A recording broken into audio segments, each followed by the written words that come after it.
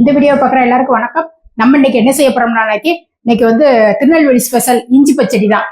இந்த இஞ்சி பச்சடி வந்து ரொம்ப ஒரு இஞ்சினாலே எல்லாத்துக்கும் தெரியும். நல்ல ஜீரண சக்திக்கு, நல்ல அந்த புளிப்பு நெஞ்சு கறிக்க இது இந்த மாதிரி நெஞ்சு கரிச்சுது அப்படின்னு சொன்னோம்னா இஞ்செல்லாம் சாப்பிட்டோம்னா ரொம்ப வயிற்றுக்கு ரொம்ப நல்லது. அந்த இஞ்சி பச்சடியை வந்து எங்க திருநெல்வேலியில வந்து ரொம்ப ஸ்பெஷலா செய்வாங்க. அந்த இஞ்சி பச்சடி வந்து எப்படி செய்யலாங்கிறத வாங்க பார்ப்போம். இந்த இஞ்சி பச்சடிக்கு வந்து கொஞ்சம் புளி வந்து கொஞ்சம் ஜாஸ்தி எடுக்கணும். நான் வந்து ஒரு பெரிய நெல்லிக்காய் பெரிய எலுமிச்சம்பழம் சைஸ் எடுத்திருக்கேன். இதை வந்து தண்ணியை எடுத்து ஊற வச்சிருவோம். ஃபர்ஸ்ட்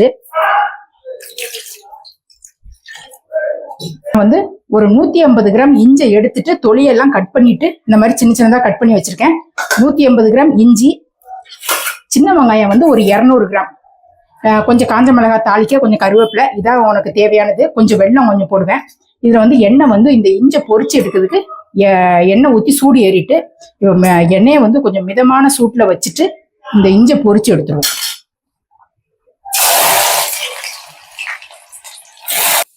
இந்த இஞ்சி வந்து இந்த அளவுக்கு பொன்னிறமா ஆனா போதும். ரொம்பையும் கருக எடுத்தோம்னா அந்த இஞ்சியில கசப்பு வந்துடும். அதனால இந்த அளவுக்கு லைட்டா பொன்னிறமா ஆன உடனே எல்லா இஞ்சியும் வறுத்த இஞ்சை எடுத்துருவோம். இந்த இஞ்சை வந்து பொரிச்சதை வந்து ஆற வச்சுட்டு நம்ம அரைக்க போறோம் மிக்சியில போட்டு.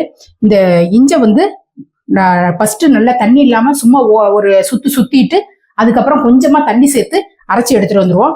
இந்த வெங்காயத்தை வந்து அப்படியே 2 சுத்துனாலே போதும். இந்த வெங்காயத்துல உள்ள தண்ணியிலேயே அதை வந்து கொஞ்சம் குறைன்னு அரைச்சி எடுத்துட்டு வந்துடுறேன். எடுத்துட்டு வந்துட்டு தாளிக்கிறத பார்ப்போம். இப்போ வந்து இந்த வெங்காயத்தையும் நல்லா அரைச்சி எடுத்துட்டு வந்துட்டேன். இஞ்சியும் இந்த மாதிரி அரைச்சி எடுத்தாச்சு. இப்போ வந்து தாளிக்கிறதுக்கு எண்ணெய் விட்டுருக்கேன். எண்ணெயும் நல்லா சூடு ஏறிட்டு 1 ஸ்பூன் கிட்ட கடுகு போடுறேன். வெந்தயம் வந்து ஒரு 1/2 டீஸ்பூன் கிட்ட போடுறேன். இது ரெண்டும் நல்லா வெடிக்கட்டும். இப்போ வந்து காஞ்ச மிளகாய் ஒரு 3-4 காஞ்ச மிளகாய் எடுத்து இந்த மாதிரி கிள்ளி வச்சிருக்கேன். அதையும் உள்ள சேர்த்துறேன். ஒரு கொத்து கருவேப்பிலையும் உள்ள போட்டுறேன். போட்ட உடனே இந்த வெங்காயத்தை அரைச்சி வச்சு வெங்காயத்தை வந்து உள்ள சேர்த்துறேன்.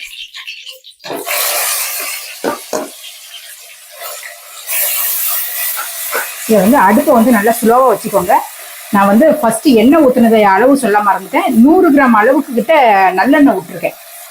இந்த இஞ்சி பச்சடிக்கு வந்து எண்ணெய் வந்து கொஞ்சம் ஜாஸ்தியா ஊற்றணும். நான் வந்து ஒரு 100 கிராம் அளவு கிட்ட ஊற்றிருக்கேன். அப்படி இன்னும் கொஞ்சம் தேவைப்படும் போது இன்னும் கொஞ்சம் கூட ஊற்ற வேண்டி வரும்.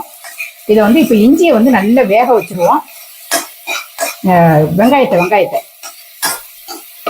போட்டு 1 செகண்ட் இப்படி வதக்கி விட்டாலே இந்த கொஞ்சம் இப்படி கலர் மாறி வரும். அப்போ இந்த இஞ்சி அரைச்சி வச்ச இஞ்சியை வந்து உள்ள சேர்த்துருவோம்.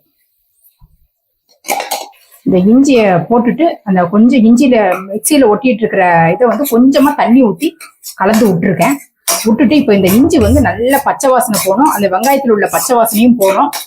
அது வரைக்கும் நல்லா கொஞ்ச நேரம் கிளறி வதக்கி விடணும். இப்போ அதுக்குள்ள நம்ம புளியை கரைச்சி ரெடி பண்ணி எடுத்துட்டு வந்துடலாம். இப்போ வந்து இந்த இஞ்சை வந்து நம்ம போட்டு ஒரு 10 நிமிஷத்துக்கு மேல ஆயிட்டு நல்ல இந்த அளவுக்கு கலர் மாறி வரும். அந்த இஞ்சி போட்டுறதுனால கடாயில கொஞ்சம் ஒட்டி தான் வரும். நீங்க வந்து அப்பப்போ மூடி வச்சுட்டு அப்பப்போ திறந்து கிளறி விட்டுட்டே இருக்கணும் ஒரு 10 நிமிஷம் கிட்ட. இப்போ வந்து நான் மிளகாத்தூள் எல்லாம் சேர்த்துறேன். இந்த இதுக்கு வந்து வெறும் மிளகாத்தூள் தான் போடுறேன். நான் வந்து ஒரு 1.25 ஸ்பூன் கிட்ட போடுறேன். கொஞ்சமா மஞ்சப்பொடி, இந்த இதுக்கு தகுந்த உப்பும் கொஞ்சம் சேர்த்துறேன். சேர்த்துட்டு நல்லா அப்படி ஒரு கிளறி விட்டுட்டு அப்படியே புளி கரைச்சி வச்சிருந்த புளியை வந்து உள்ள சேர்த்தரலாம். இது ஒரு கொஞ்ச நேரம் அப்படி ஒரு பெரட்டிட்டு அந்த புளி தண்ணி ஊற்றிடலாம். இந்த புளி தண்ணி வந்து நல்லா கொதிச்சு இந்த இஞ்சோட நல்லா சேர்ந்து நல்லா கலந்து நல்ல கிரேவி பதத்துக்கு நல்லா கெட்டியா வரணும். எப்படியும் குறைஞ்சது ஒரு 10-15 நிமிஷம் கிட்ட ஆகும். நம்ம அப்பப்போ திறந்து கிளறி விட்டு இது பண்ணணும். 15 நிமிஷம் கழிச்சுக்கிட்டு பார்ப்போம். இப்போ வந்து போட்டு ஒரு 10 நிமிஷம் கிட்ட ஆயிருக்கு. நான் வந்து கொஞ்சம் எண்ணெய் திருப்பியும் கொஞ்சம் பத்தாம இருந்தது. திருப்பி ஒரு 25 கிராம் எண்ணெய் கிட்ட ஊற்றிருப்பேன். ஒரு 50க்கு கொஞ்சம் கம்மியா ஊற்றிருப்பேன். ஆக மொத்தம் ஒரு 150 கிராம் எண்ணெய் கிட்ட இதுக்கு தேவைப்படும். ஃபர்ஸ்டே ஊத்திட்டோம்னா ஒரே எண்ணெயா கக்கிட்டு இருக்கும். அதனால ஃபர்ஸ்ட் ஒரு 100 கிராம் எண்ணெய் ஊத்திட்டு திருப்பி பத்தலை அப்படின்னம்னா கொஞ்சம் ஊத்திக்கலாம். நான் கொஞ்சம் ஊத்தின எண்ணெய் வந்து இப்போ வந்து நான் வெல்லம் சேர்த்துறேன். வெல்லம் வந்து நான் அந்த ஸ்பூனால கணக்கு சொல்றேன். நான் வந்து இந்த தூள் வெல்லம் தான் வச்சிருக்கேன். அதனால ஸ்பூனால நான் 2 ஸ்பூன் கிட்ட போடுறேன். நீங்க கட்டி வெல்லமா இருந்தோம் அப்படின்னு நினைக்கி ஒரு சின்ன எலுமிச்சங்காய் சைஸ் அளவுக்கு வெல்லம் சேர்த்தீங்கன்னாக்கி டேஸ்ட் நல்லா இருக்கும்.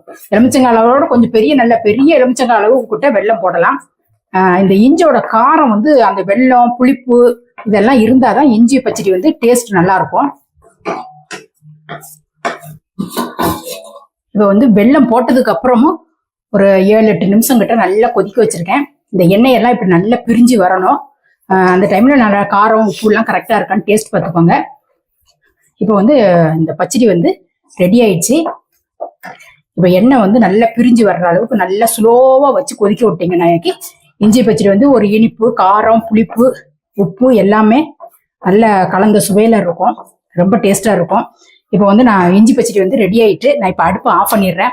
இந்த இஞ்சி பச்சடி வந்து இட்லி தோசையை கூட நீங்க தொட்டு சாப்பிட்டுக்கலாம். சாதத்துல கூட நல்ல சூடா சாதம் போட்டுட்டு எண்ணெயை ஊத்திட்டு நல்லெண்ணெயை ஊத்தி பிசைஞ்சு சாப்பிட்டோம்னு அன்னைக்கு டேஸ்டும் ரொம்ப நல்லா இருக்கும். வயிறு வந்து நல்லா உப்புசமா இருந்தது, வயிறு உப்பிட்டு இருக்கு அப்படின்னு சொன்னோம்னா அந்த மாதிரி இஞ்சி பச்சடியை வந்து நல்லா பிசைஞ்சு சாப்பிட்டோம்னு அன்னைக்கு இந்த வயிறு உப்புசம்லாம் கொஞ்சம் குறையும்.